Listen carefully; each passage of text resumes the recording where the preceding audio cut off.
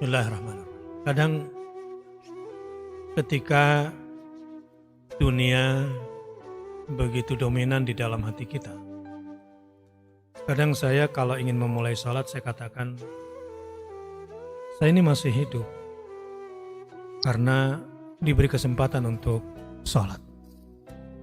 Saya ini diberikan energi oleh Allah sebetulnya supaya saya bisa sholat. Saya ini masih dikasih perasaan dengan semua indera saya, dengan semua kesadaran saya, supaya saya bisa merasakan salat.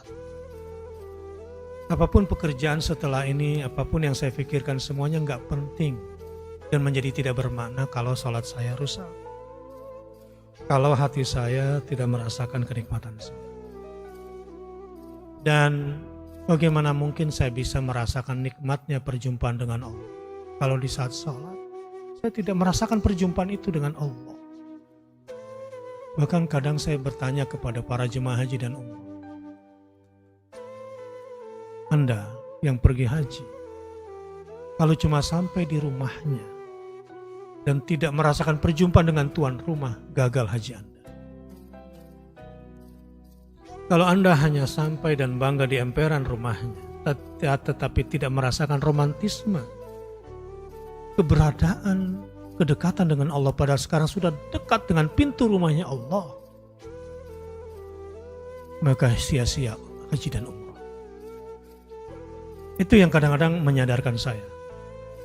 Karenanya dari sisi keduniaan itu sudah mencoba agar sholat itu terasa lebih, ini improvisasi saya berdasarkan dalil-dalil yang saya tahu, ya.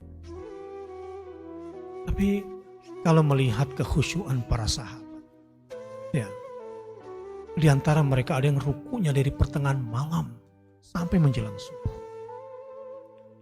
Saking menikmatinya bacaannya. Jadi ketika dia fasabbih bismi rabbikal azim di dalam Al-Quran kan dikatakan begitu dalam surah Al-Waqiah. Fasabbih bihamdi rabbik. Fasabbih bismi rabbikal azim. Ketika membaca subhana rabbiyal azim, Allah itu begitu agung di hatinya, sehingga ketika sampai kepada rukuknya, disitulah tumpah ruah tangisnya, karena dia merasakan keagungan, bertasbih kepada Allah yang maha agung sebagai Tuhan pencipta, sehingga tanpa serasa dari pertengahan malam sampai jelang subuh itu rukuk. Dan di sini ukuran kekuatan seseorang. Seorang pemuda, kuat tidak kuat itu tidak diukur dari berapa beban yang mampu dia pikul, tapi seberapa panjang, seberapa lama dia ruku dan sujud.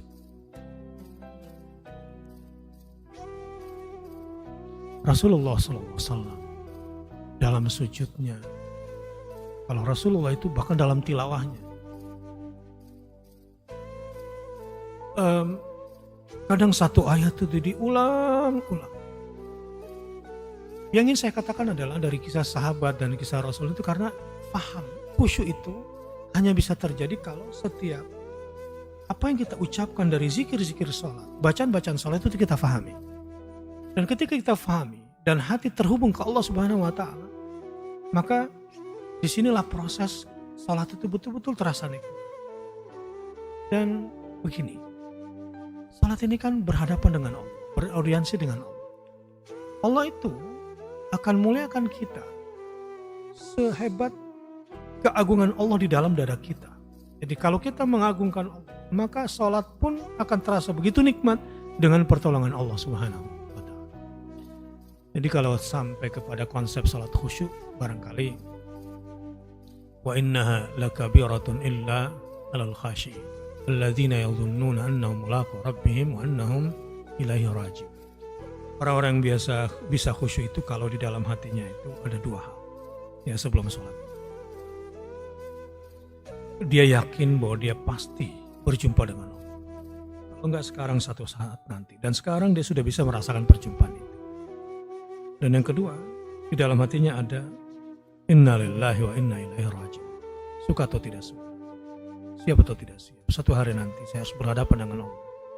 Dan saya akan dimintakan pertanggungjawaban oleh Allah. Dan yang pertama kali Allah hitung, Allah audit adalah sholat saya. Jika perasaan itu sudah sampai, tentu ini butuh ilmu, butuh proses. Enggak mendadak langsung. Enggak mesti bentuknya tangis juga, enggak mesti. Itu sebetulnya ukurannya lebih kepada rasa. Alladzina yadhunnuna annahum mulaqu rabbihim wa annahum ilaihi raji'un. Semoga Allah rezekikan kepada kita kenikmatan sholat. Semoga Allah rezekikan kepada kita kalbu yang khusyuk. Semoga Allah rezekikan kepada kita merasakan perjumpaan dengan Allah saat sholat. Semoga Allah jadikan keseluruhan hidup kita adalah sholat kita. Dan semoga Allah mampukan kita untuk senantiasa sholat di luar sholat. Allahumma amin.